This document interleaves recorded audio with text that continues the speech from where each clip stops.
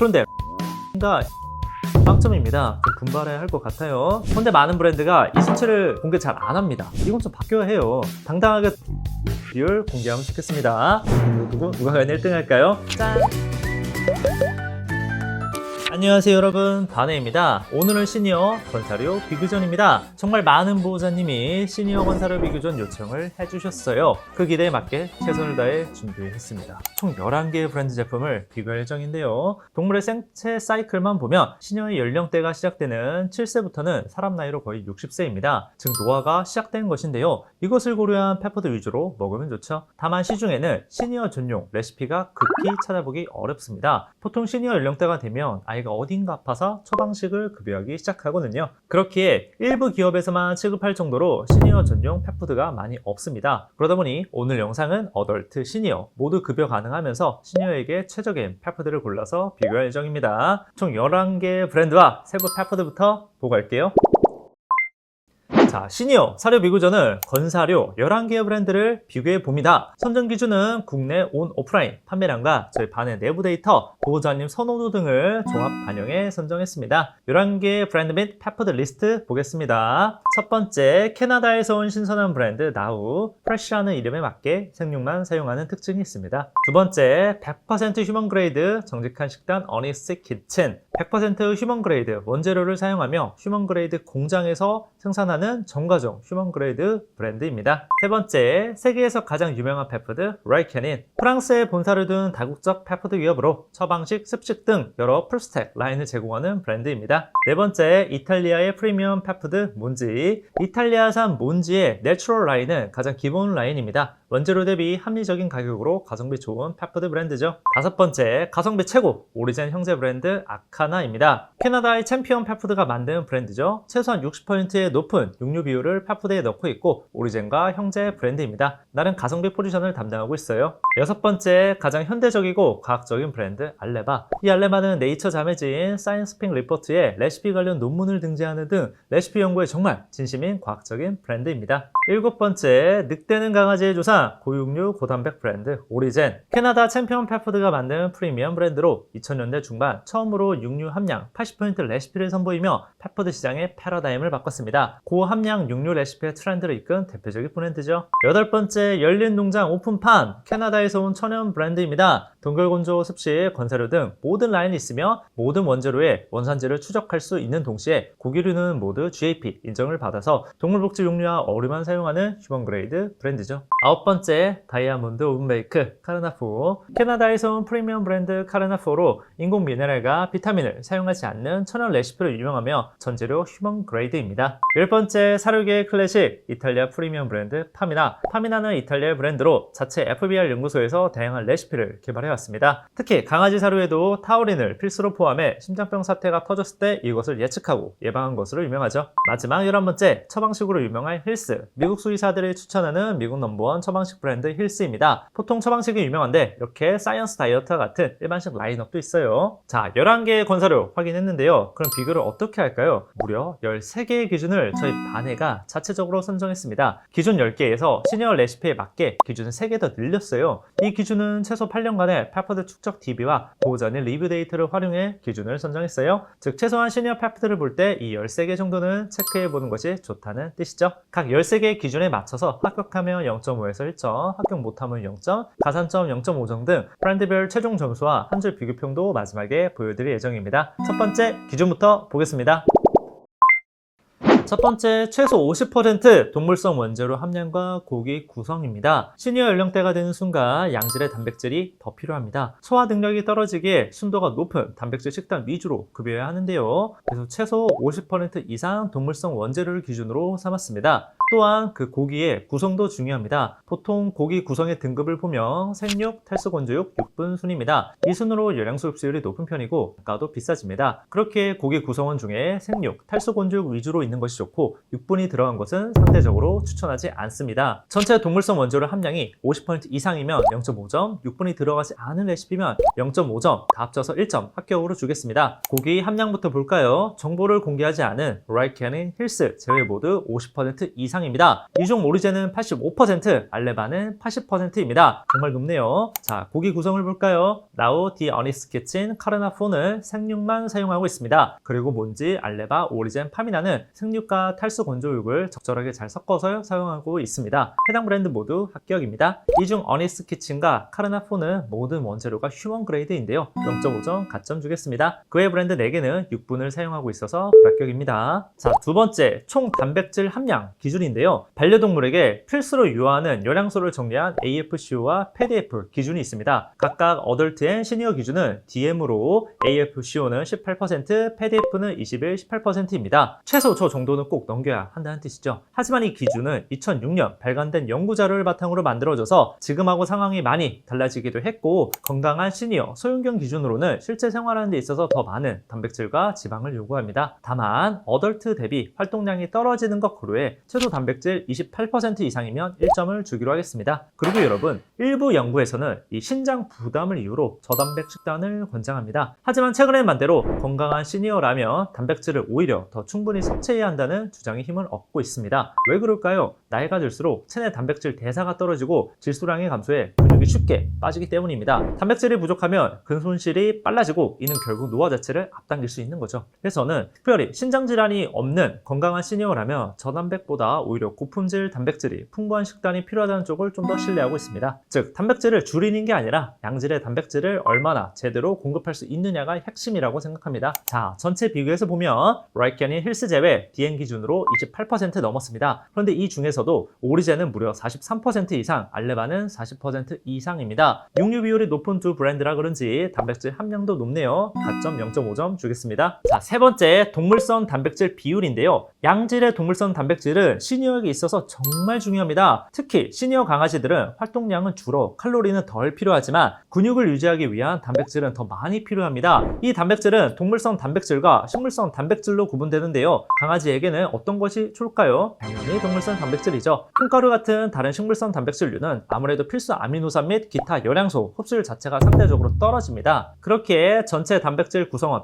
100% 중에 동물성 단백질을 높으면 당연히 좋겠죠. 그런데 많은 브랜드가 이 수치를 공개 잘 안 합니다. 이건 좀 바뀌어야 해요. 당당하게 동물성 단백질 비율 공개하면 좋겠습니다. 2025년 9월 기준 11개 브랜드 중에 총 2개 브랜드만 동물성 단백질 비율을 공개하는데요. 알레바 홀리스틱, 치킨앤덕은 약 93%, 파미나 키노아 뉴터드는 91%입니다. 둘 다 높은 편이죠? 두 브랜드만 1점 합격입니다. 네 번째, LID 단일 단백질 레시피 여부입니다. 강아지는 사람과 마찬가지로 나이가 들수록 소화기관의 효율이 떨어지게 됩니다. 그래서 복합 단백질보다는 단일 단백질 레시피를 더 잘 소화하는 편이죠. 그리고 단일 단백질 펫푸드를 급여한 뒤 반응을 보면 어떤 단백질에 식이 알러지 반응이 있는지도 확인할 수 있습니다. 그래서 저는 개인적으로 단일 단백질 레시피를 더 선호하고 좋은 점수를 주고 있어요. 단 이 레시피 중에 달걀류나 지방 등이 들어가는 경우가 있는데, 달걀은 보통 칼슘 공급원, 지방류는 단백질이 없어서 알러지를 유발하지 않아 이건 예외로 할게요.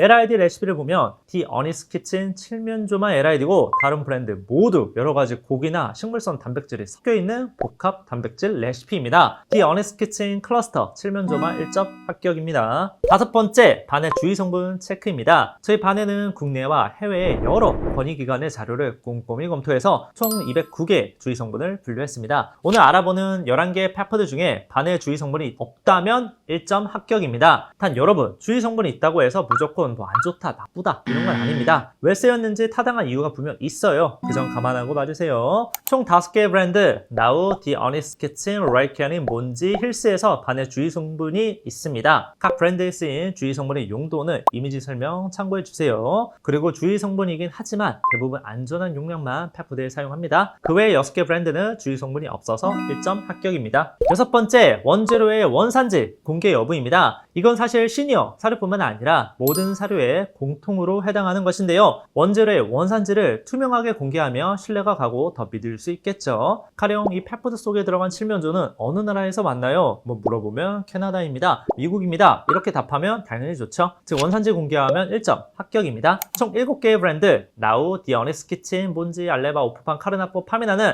원산지를 공식 문서나 메일로 공개해서 1점 합격입니다. 남은 4개의 브랜드는 원산지 정보를 일부만 공개했거나 공개하지 않았습니다. 자, 13개의 기준 중에 6개 기준까지 왔는데요. 중간 점수를 좀 볼까요? 알레바 5.5점, 파미나 5점으로 1, 2등입니다. 그런데 라이캐닌과 힐스는 빵점입니다. 좀 분발해야 할 것 같아요. 계속 보겠습니다.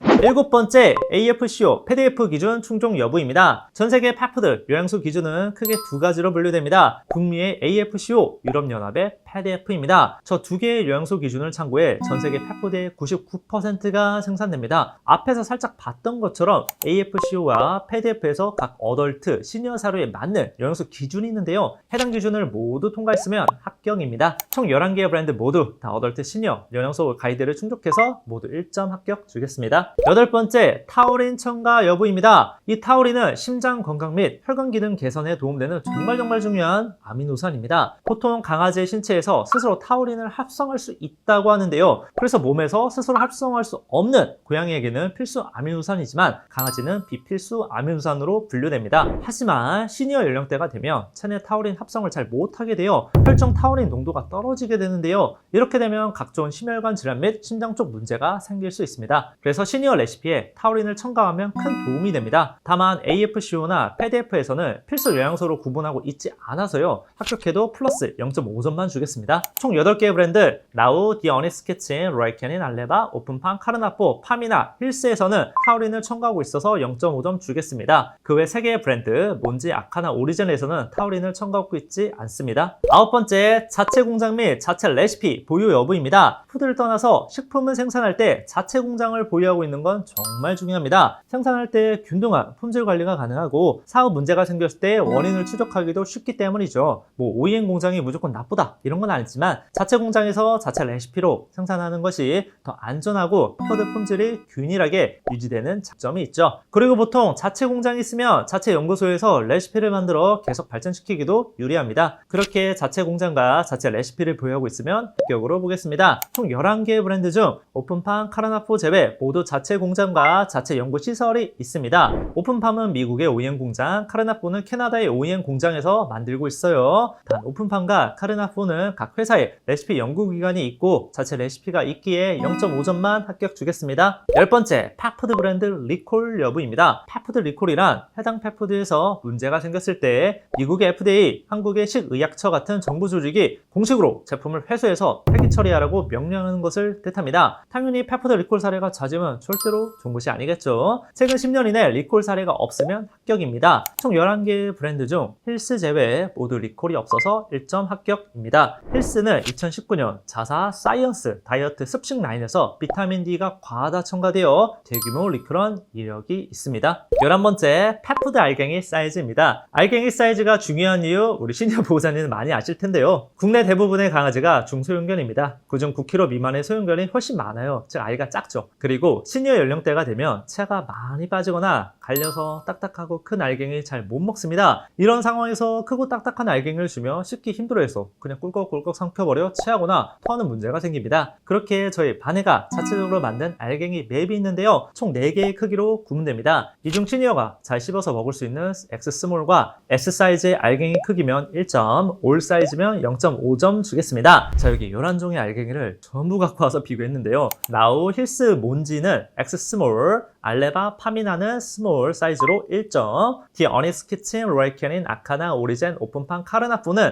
올 사이즈로 0.5점 합격입니다. 다른 펫푸드의 알갱이 크기가 더 궁금하시면 저희 반의 알갱이 맵을 참고해주세요. 12번째, 펫푸드의 킬로그램당 칼로리입니다. 여러분, 사람하고 똑같이 강아지도 나이 먹을수록 더 쉽게 살이 찝니다. 이 살은 정말 만병의 근원입니다. 영상 보시는 여러분 모두 가볍게라도 좋으니 아이와 꼭 함께 1일 1산책 해주세요. 킬로그램당 칼로리가 높으면 높을수록 살이 더 쉽게 찝니다. 그렇기에 시니어 시니어 펫푸드는 칼로리가 낮을수록 좋아요. 킬로그램당 3,850칼로리 이하면 1점 합격입니다. 자, 전체 11개 펫푸드의 칼로리인데요. 나우, 디어니스 키친, 로이캐린, 아카나, 오리젠, 오픈팜, 팜이나 힐스는 모두 3,850칼로리 키로 미만으로 1점 합격입니다. 이 중 아카나, 팜이나는 무려 3,400칼로리대인데요. 각 가산점 0.5점 주겠습니다. 마지막 13번째, 바로 킬로그램당 가격입니다. 시니어 펫푸드의 가격은 고려하지 않을 수 없습니다. 왜냐하면 아이가 이제 여기저기 아프기 시작하면서 펫푸드뿐만 아니라 이것저것 사유에서 돈이 정말 많이 들어갑니다. 그래서 각 11개의 펫푸드의 소포 기준으로 키로당 단가가 2만원 이하면 합격으로 1점을 주겠습니다. 모든 가격은 25년 9월 21일 기준 펫프렌즈 어바웃펫 공식 판매처의 가격 중 최저가로 체크했습니다. 그리고 공평하게 다른 것 고려 안 하고 무조건 가격으로 정확하게 잘랐어요. 자, 키로당 가격 기준입니다. 나우, 로이캐닌, 몬지, 아카나, 오리젠, 힐스가 2만원 이하입니다. 이 중 로이캐닌과 몬지가 압도적으로 저렴해요. 가점 0.5 좀 줄게요. 그 외 오픈팜 카라나포는 아무래도 동결건조 큐브가 함유되어 있고 오븐베이크 공법이라 그런지 킬로그램당 3만원 이상으로 좀 비싼 편이에요.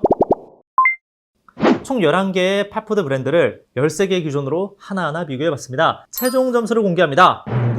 누가 과연 1등 할까요? 짠! 파미나가 11점을 1등, 알레바가 10점으로 2등 했습니다. 그 밑으로 나우, 디 어니스 키친이 9.5점으로 공동 3등, 오리젠이 9점으로 4등, 몬지 아카나가 8.5점으로 공동 5등, 오픈팜과 카르나포가 8점으로 공동 6등, 라이키안이 6.5점으로 7등, 힐스가 5.5점으로 8등 했습니다. 이번에는 총 13개의 규진이라 그런지 전체적으로 점수가 높은 편인데요. 그리고 중간평가하고 점수가 꽤 많이 달라졌습니다. 이게 시사하는 바가 있는데요. 중간평가 전 기준은 주로 원재료와 원산지처럼 라벨에 적혀있는 정보만 체크했습니다. 반면 중간평가 이후에는 리콜이력, 칼로리, 알갱이 크기, 가격 등 이 라벨만으로는 알 수 없는 외적인 부분까지 함께 살펴봤어요. 그래서 중간과 최종 점수가 달라진 건데요. 결국 펫푸드를 고를 때 단순히 제품 라벨이나 상세 페이지만 보고 판단하기에 부족하다는 것도 있다는 거죠. 물론 보호자님들께서 이런 정보를 하나하나 일일이 다 찾아보는 건 쉽지 않아요. 그래서 반의 유튜브에서 이런 복잡한 정보를 최대한 알기 쉽게 정리해서 전달해 드리고자 합니다. 여러분, 이 점수가 절대적인 기준은 아니에요. 각각의 아이 상황과 성향에 따라 다 잘 맞는 사료가 따로 있어요.